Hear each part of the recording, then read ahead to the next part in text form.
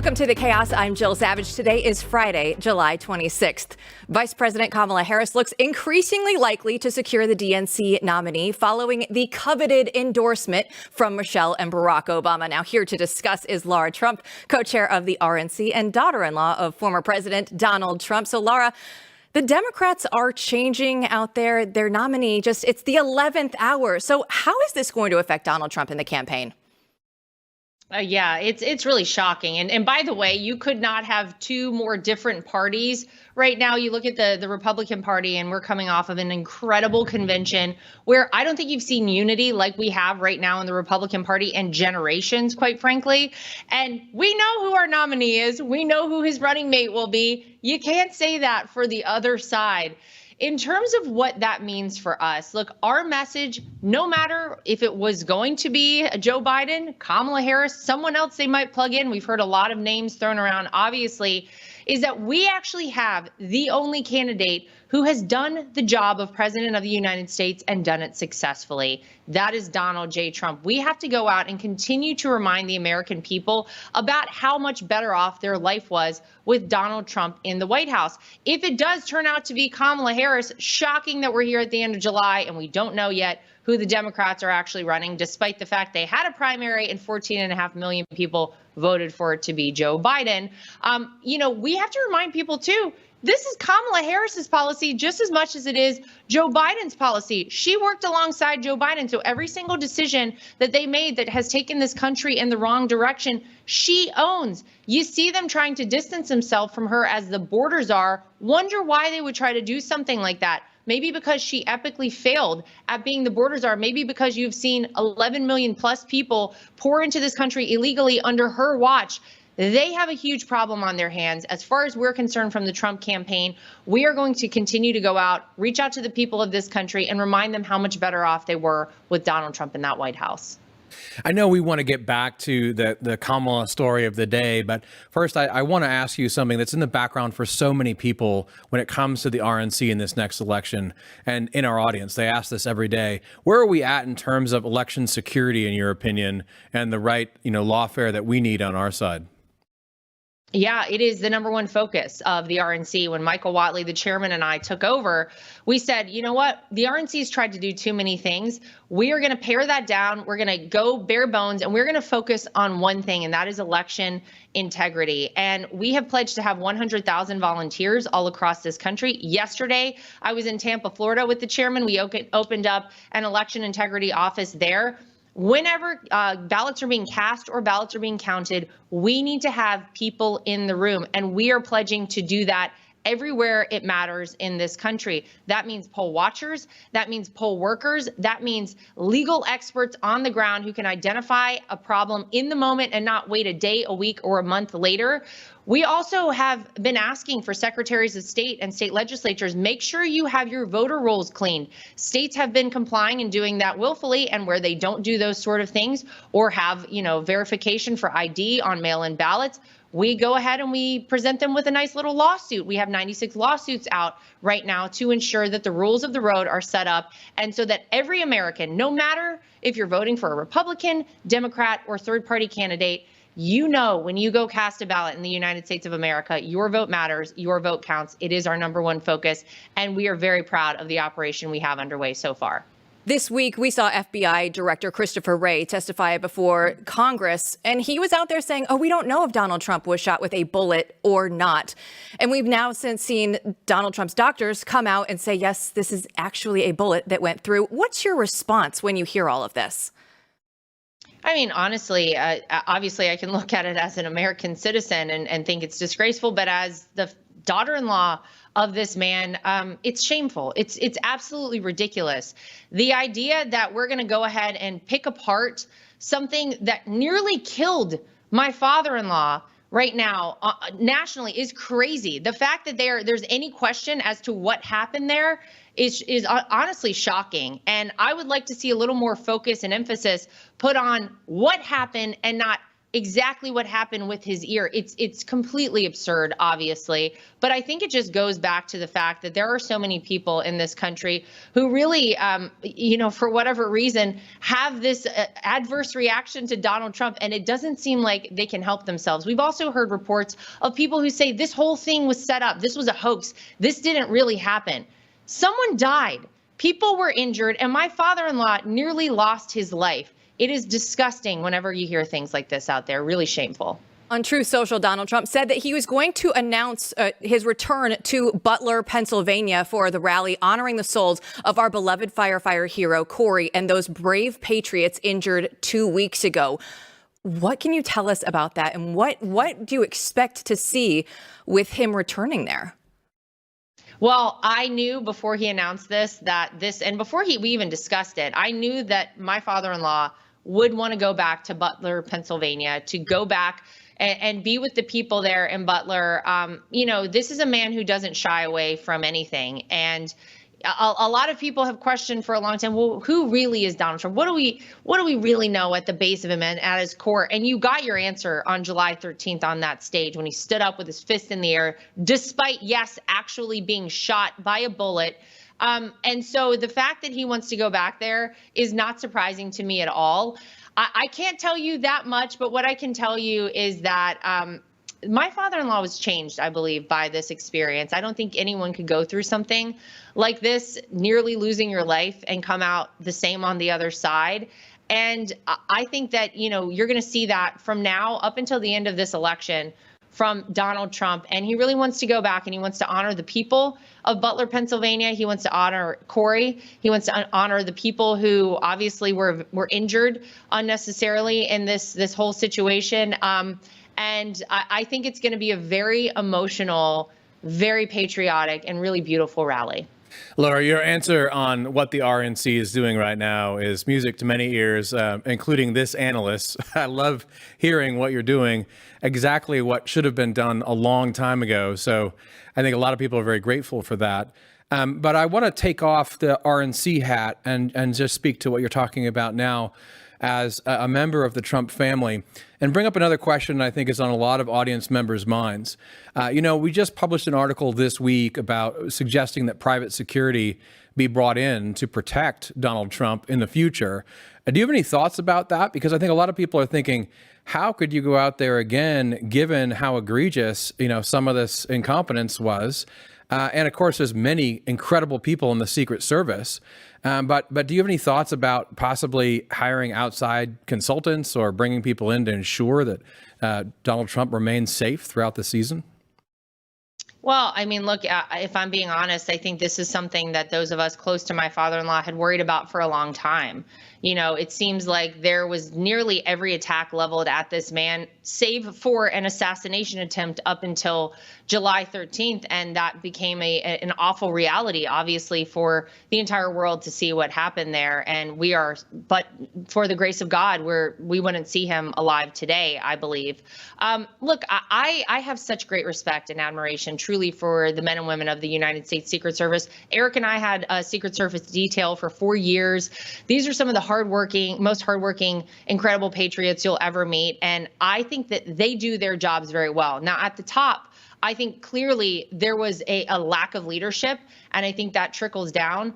I don't worry that the people on the ground with my father-in-law are doing their jobs, because I've seen them, and you saw those people jump on top of him, literally put themselves in between my father-in-law and an assassin, and you didn't know at that moment what else was out there. Was there another shooter out there? They risked their lives for him, and they were willing to give up their lives for him. So I have no doubt about their capabilities, and those people did their job exactly as they should have.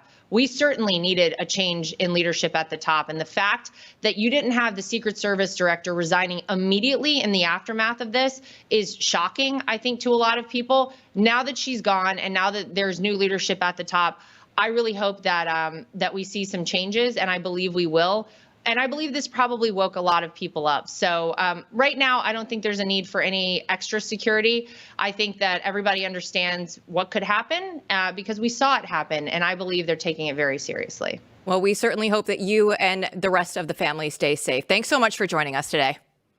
Thank you, guys. Chris Bedford will be joining us to weigh in on the likelihood of secure elections this November. Coming up next.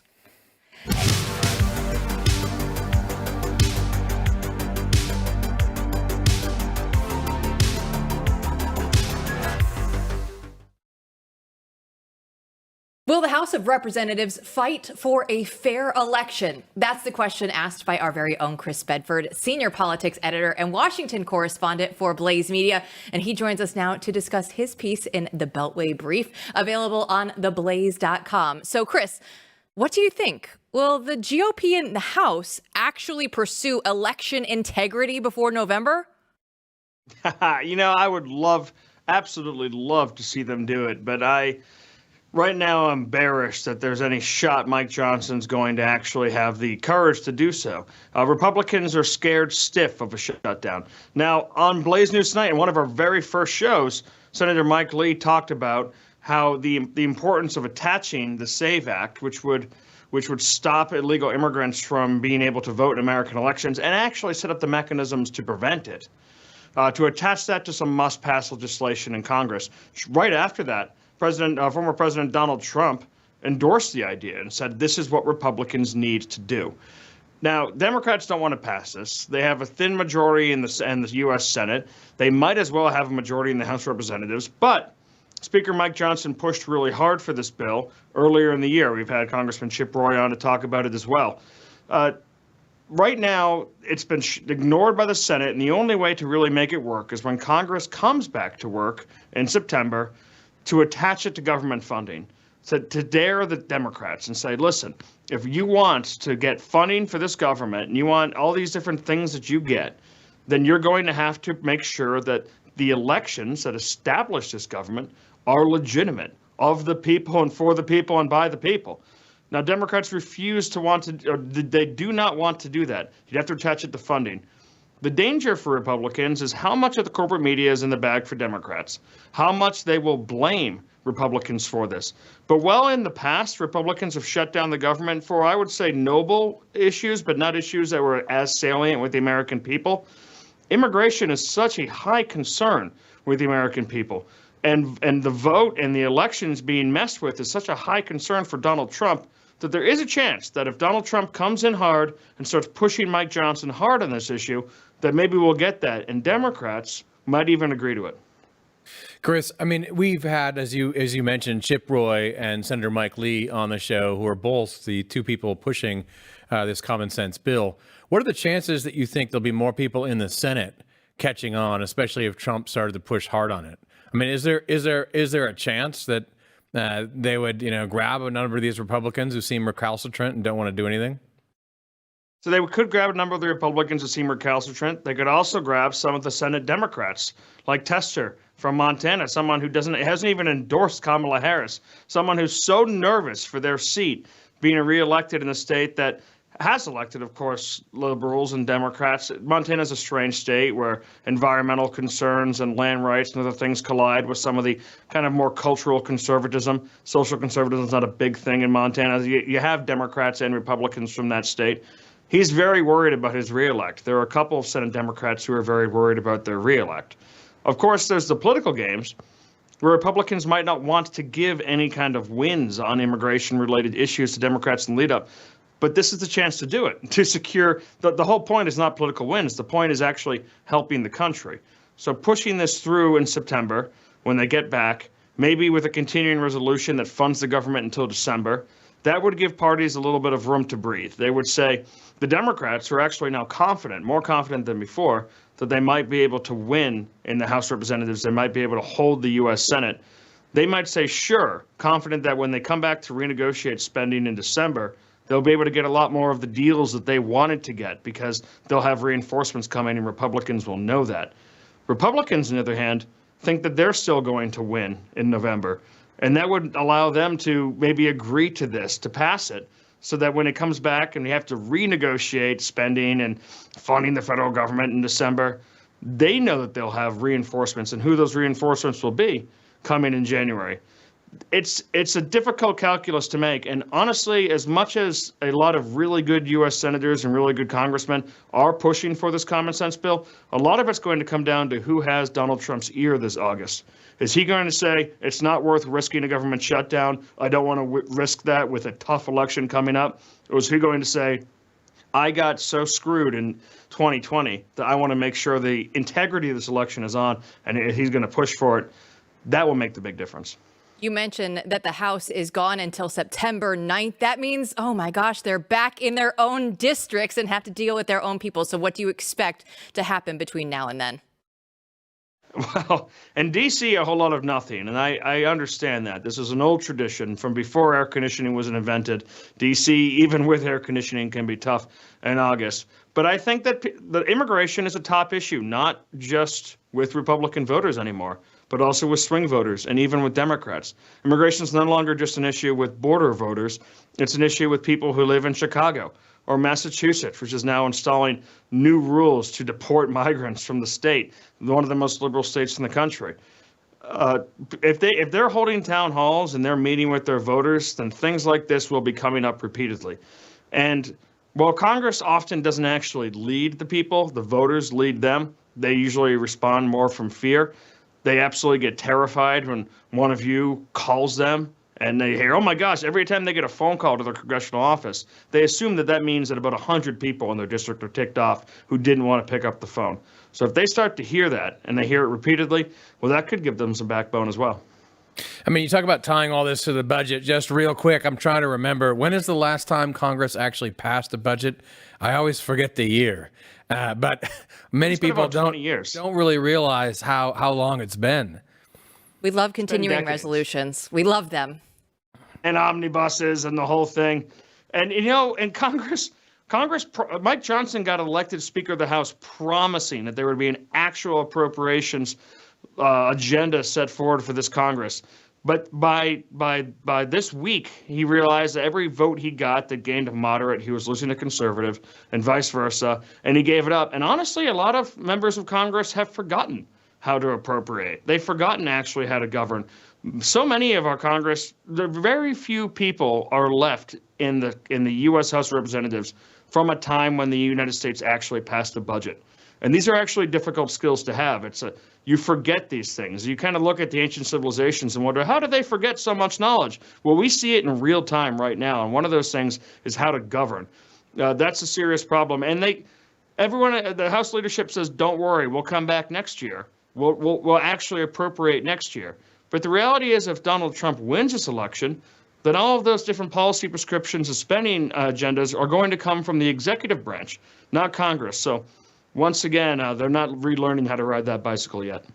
Chris, that is so important. It's so important. I get too excited talking about this, that the appropriations process, which sounds really boring to people, right, is over. It hasn't happened in 2 decades, right? So we're in a situation in which they have to learn to govern again. How we get there, I don't know. I want to point people to your newsletter, though, because if I go down here and I type in, the blaze.com/newsletters, and I sign up for Bedford's newsletter, this section, The Fire Rises, we all really appreciate, where you kind of go around and give people articles that are worth reading, just a few every time.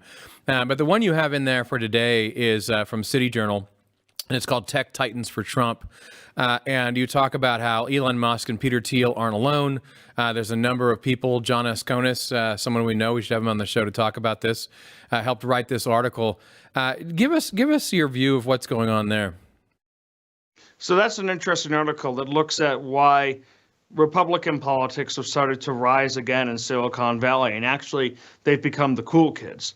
Now that makes sense because the left controls all the dominant aspects of society and popular culture, entertainment, and banking. It's what maybe like the fat cat Republicans used to look like in the 60s to the young hippies. Now that's all controlled by the left.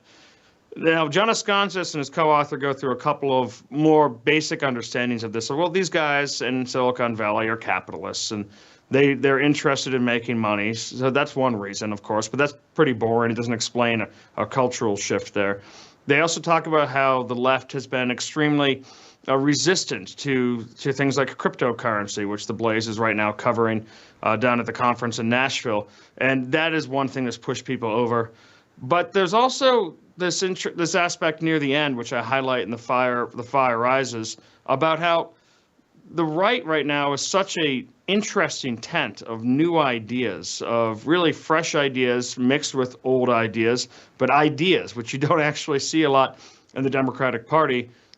And this has attracted a lot of the very wealthy, kind of independent, do-it-yourself people who didn't come up through the normal corporate models in Wall Street, who invented things in order to get where they are, who've taken serious risks in order to get where they are.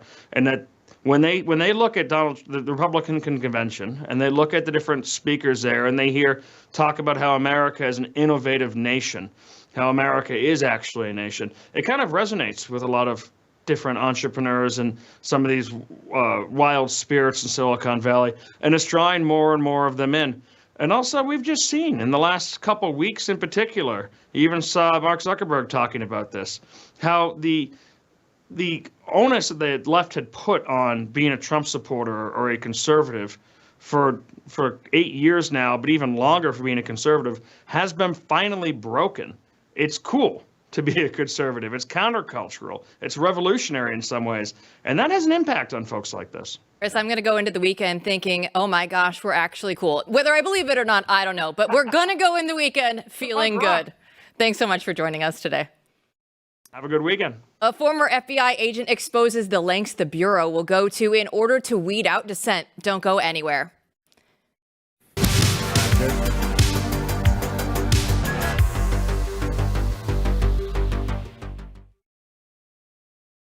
Last year, a top FBI official told Congress it believed one of its agents, Garrett O'Boyle, was the suspected leaker in a Project Veritas video on the Bureau targeting domestic news media organizations, leading to calls for a criminal investigation into the alleged leaker. You've been a special agent for a number of years. Correct. Special agent with the FBI. That's correct. I've worked in counterintelligence, counterterrorism. I've worked criminal. But there was a problem, because the FBI got the wrong guy. So joining us now is Steve Baker, Blaze Media investigative reporter, and Kyle Seraphin, a former FBI agent and whistleblower, who says that he was the one in the Project Veritas video, not O'Boyle. So Kyle, let's start with you. Give us a little bit of your background and what happened with this interview. Sure. So I worked for the FBI from 2016 until I was unceremoniously removed from duty in April of 2022. That interview went live in May after they pulled my paycheck and my gun and my authorities and apparently any responsibilities I had to the FBI.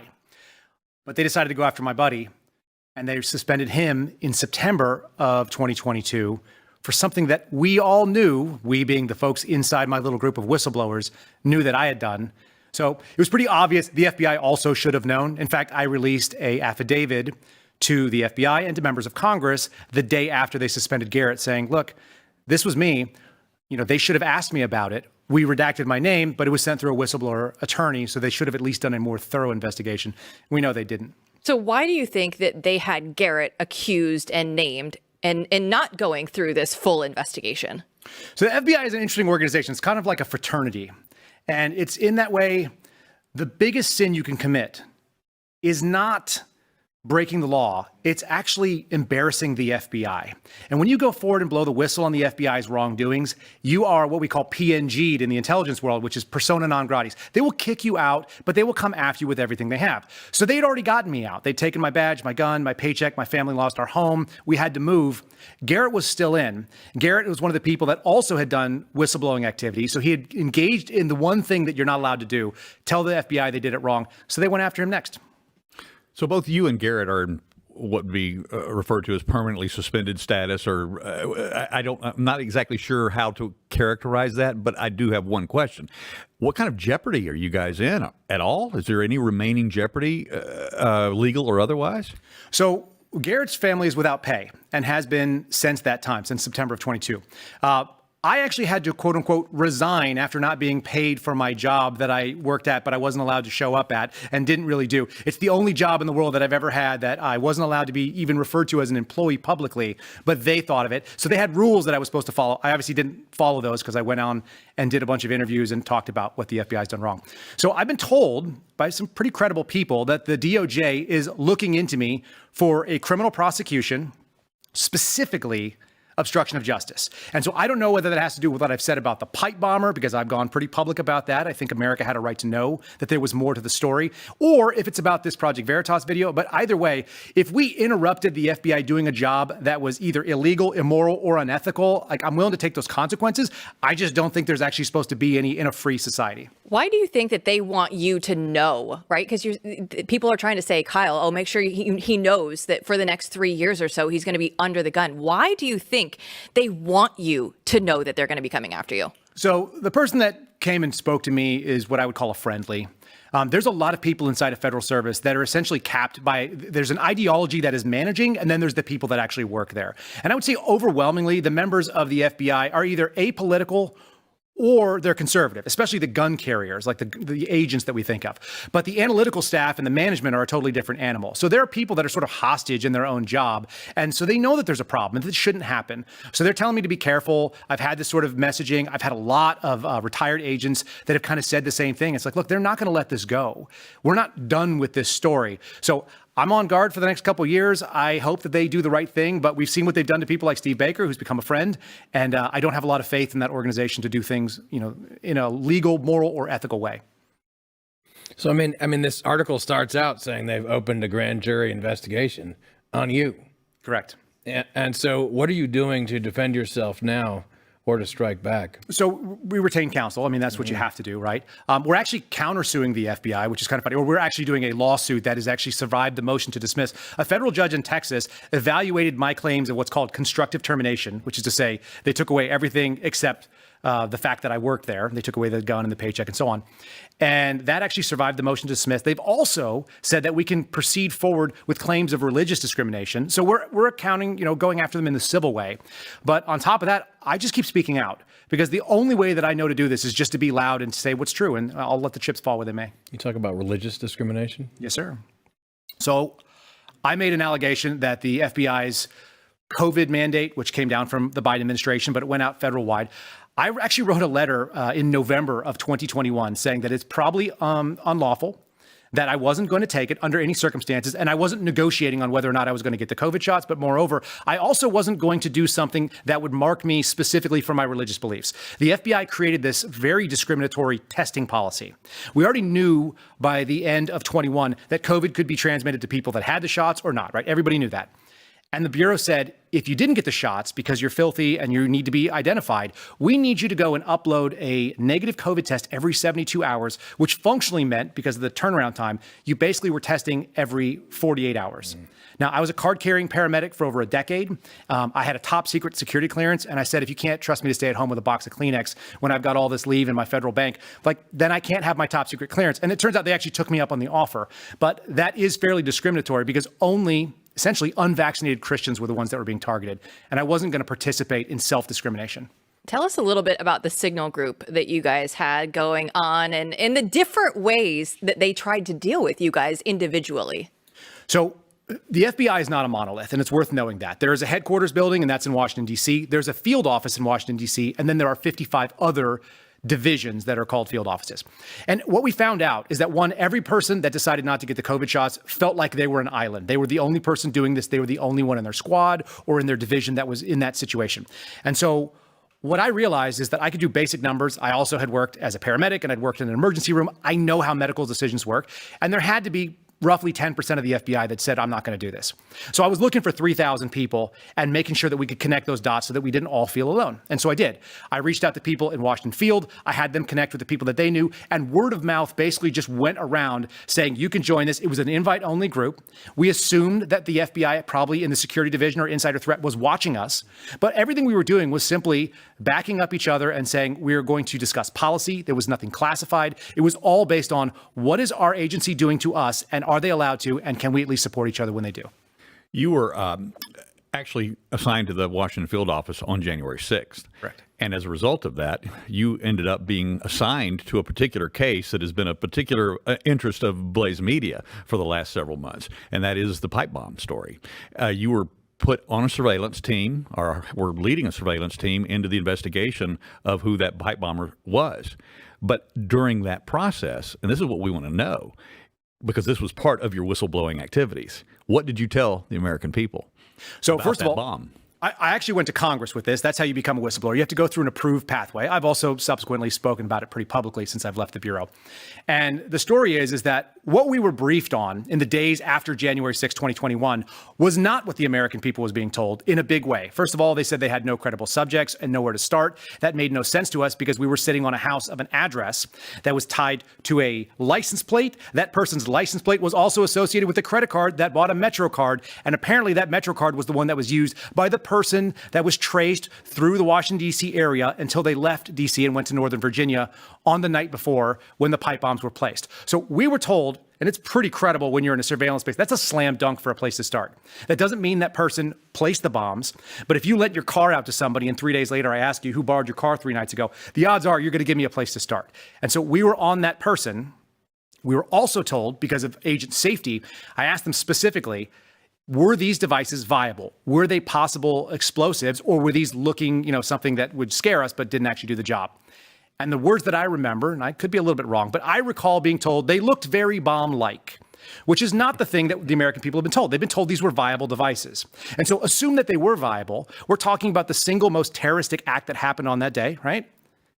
And we have no one responsible for it. Why are they not turning over heaven and earth to find out who the person is that arbitrarily leaves bombs that could blow up anywhere in the middle of our nation's capital? That's a big problem for me. And then amusingly, my name was actually called into the testimony that went on with the former assistant director of the Washington field office and Thomas Massey when they were doing these depositions. So I didn't know that until much later, but it's funny to find out that what I'm saying is actually registering with FBI management as well. And you were also dealing with the FBI targeting Catholics in Virginia. Also correct. What can you tell us about that? So at that point in time, this was in February of 2023. I'd already been out of the FBI. I officially allegedly resigned in April, if you want to believe that, of 2023. But before that resignation happens, I had a whistleblower reach out to me and said, look, I need a route to Congress and I need them to have this information. And what we found out is that there's some really scary stuff going on in the Richmond field office. They've written an intelligence product about what they call domain awareness. And they essentially said that there are some mitigation possibilities of introducing sources into the Catholic Church. Now, what's really important is that person was not a practicing Catholic like I am, and I'm not like a traditional Latin Mass guy because I can't find them. But he realized that the problem of the government getting involved in First Amendment protected activities are significant. And so he said, look, we've got to know about this. I ended up writing an expose story on it. Obviously, many people have heard this. I went on Tucker Carlson's and talked about it to the nation. But the real problem is the FBI cannot adjudicate what is and what is not an appropriate or radical Catholic or Baptist or evangelical denomination. You take your pick. The FBI has to remain agnostic about all religion or no religion. It just can't weigh in. And so this person saw that. And for his trouble, he actually ended up being walked out of the office unceremoniously after 27 years of honorable service within the Bureau, which should shock people because it tells you exactly what they're willing to do to the people that work there. So anybody that has faith in the FBI, just look at how they treat their own people, which is what we all think about. And you just go, man, they'll do that to anybody. And Steve's a great example. We're going to have you guys sticking around. This conversation is too good. And when we come back, we'll dive into the FBI's probe into the Trump assassination attempt. Next.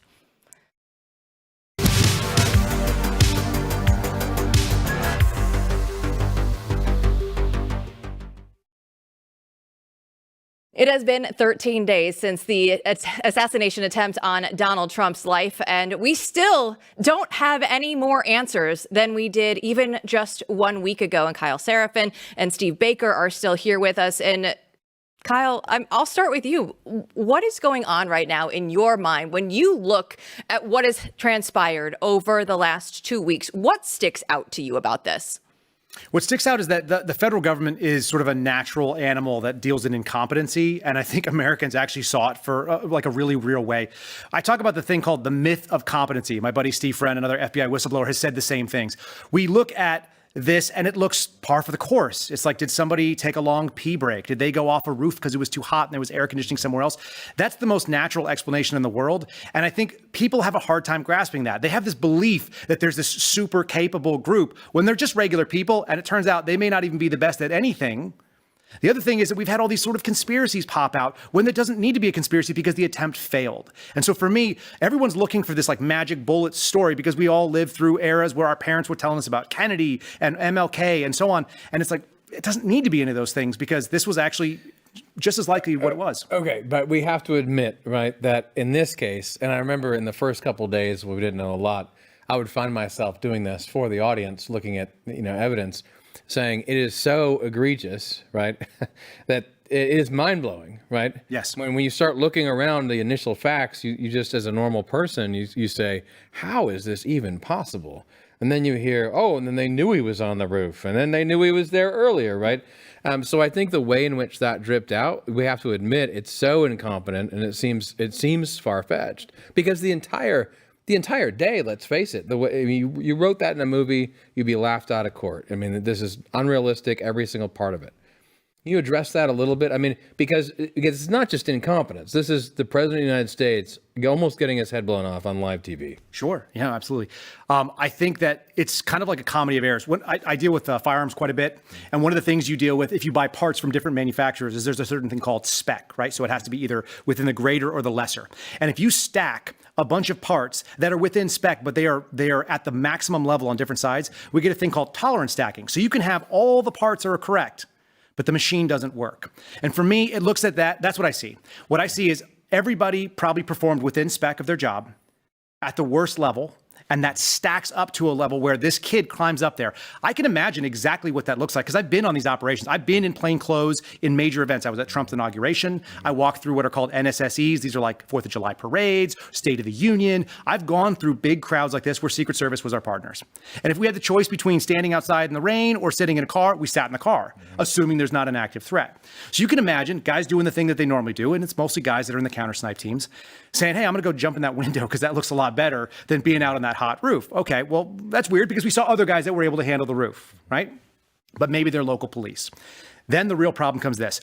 There is an area that you're supposed to have a law enforcement officer or an agent that is on, right? That's the roof that we're talking about. There's a person up there that has a firearm, and everything in your mind is saying, that guy doesn't look like Greg, which is the name we've heard on some of this body cam footage. That doesn't look like Greg. Did they swap him out? And so then there's going to be a flurry of activity. Hey, who's on the roof? They're going to try to deconflict because nobody wants to be the counter sniper team that pulls the trigger and shoots another fellow cop or law enforcement officer or federal or protective detail in the head when they don't know why he's there, because it doesn't jive. And that comes from this disconnect from reality, like the training of reality and like doing the drill. In law enforcement, when we clear rooms, if you walk in, there's almost nobody in the room. Almost all the time. And when they're there, if it catches you off guard, you're going to react differently than if you're used to seeing people every time. And I have to believe they scanned over there and they went, that's got to be one of ours. If we had the radio traffic, which we don't, we would know a lot more. And I hope that some of the ESU units have recorded it if the feds didn't. Kyle is the only recovering FBI agent sitting at the table today. What is your assessment of Christopher Wray's congressional hearing the other day? He seemed to be more forthcoming than he had ever been before in a previous hearing. What's your assessment? I give him like a C+. So he probably gets a B+ on actually talking about the event. He talked about the casings, which the Secret Service director was unwilling to do. Talked about the drone. I think that's nice. He introduced a couple of Trojan horses talking about encrypted apps, which I have some real concerns about because the FBI has been trying to get into encrypted apps for a long time, going back to Jim Comey's days, 2014-ish. But he was more transparent than I've seen in a lot. He said some false things about whistleblowers and some things about people that were being investigated over security division. So there were some things that I thought were false. He also said that the standards aren't slipping, and that's objectively not true.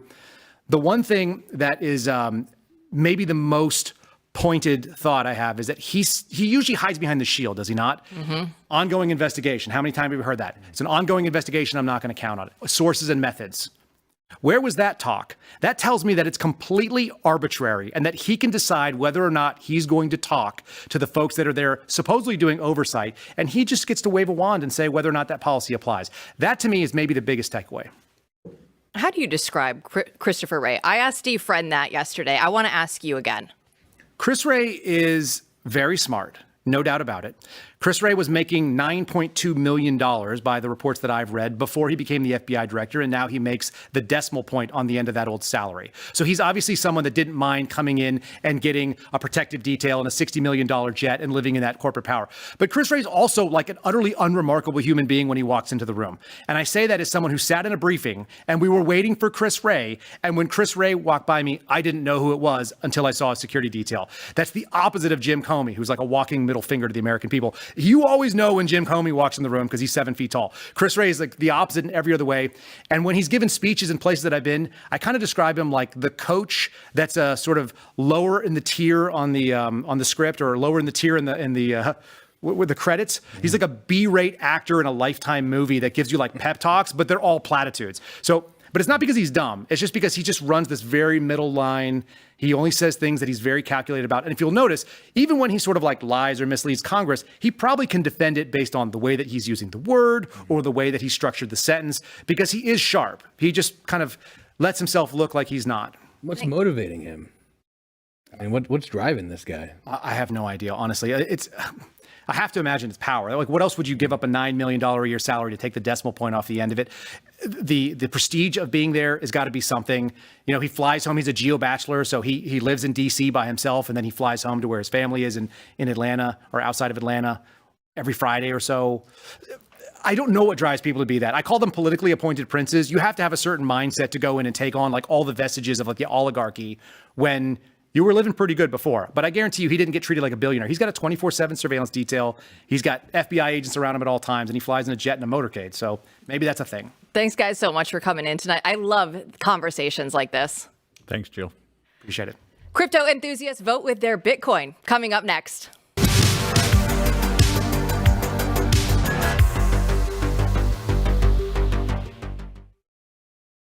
We have some exciting news out of Nashville, but first, right now, available on Blaze TV, we have the full interview of a January 6th prisoner, John Strand. Now, he was here on Blaze News tonight, but he also joined Steve Baker to share his experience and how his faith carried him through the hell that he went through in prison. So subscribe to Blaze TV and check out the full interview at blazetv.com/Blaze News tonight and use the promo code Trump for $30 off your annual subscription. And now back to the fun news in Nashville. There's the Bitcoin conference going on. I used to live there. I wish that I was there. But there are so many people like Vivek Ramaswamy, RFK Jr., and the biggest name at the Bitcoin conference is Donald Trump, who will be taking the stage tomorrow night. So, Matthew, I know that we have a ton of people out there in Nashville right now. I'm sad that I'm not one of them, but there are some great people out there. Yeah, so people need to realize the Bitcoin conference has become this, central location where basically people who are trying to do interesting things across the country arrive together. And so I've been getting texts, the last few days asking if I'm there. I'm not. I'd rather be here with you, Jill, doing this show for everyone out there. But we have Peter Giedel, managing editor, out there. Josh Centers, one of our writers, is out there. Many of the people who are friends and associated with Return are out there, our tech vertical. And so we're going to be hearing from them Monday and over the weekend. Peter's doing an interview of RFK Jr. Yep.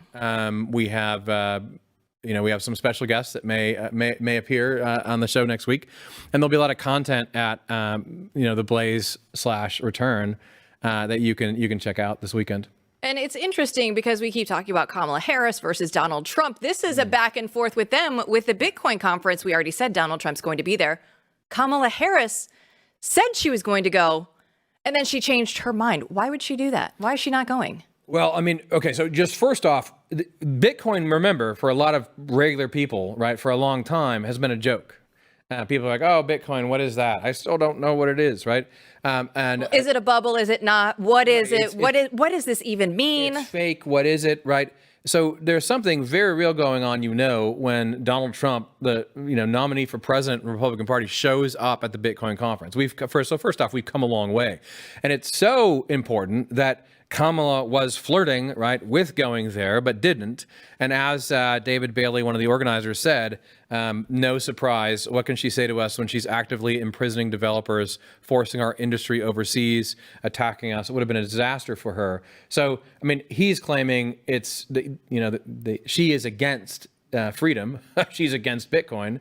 And so she decided she's better off just leaving and walking away. I don't know if that's true or not, but what is true is that if you're not paying attention to what's going on in this space, you're missing out on some really important developments that are going to affect all of our lives over the course of the coming years. Earlier today, we talked to Chris Bedford, and he was saying how technology guys have been shifting towards Donald Trump. And this isn't the norm. This isn't what we're used to seeing. So with this, could we see some of the pro-crypto community embrace Donald Trump? Yeah, you're seeing that across the spectrum, and the reason is very simple. Right now, it's almost too easy. It's almost idiotic not to support Trump because Trump is just supporting the policies that allow for these technologies to remain free. And on the other side, you have Biden attacking and being very suspicious of any kind of currency that's outside of the U.S. government's control. And so there's really a war for control over the financial system going on as we speak. So the government wants us all to be in central bank digital currencies, CBDCs. And the people, if you like freedom, would rather have something like a Bitcoin. And this is, it's going to be a huge topic that we will continue to break down on this show. But this is going to be one of the big back and forth wars that we have in the financial sector.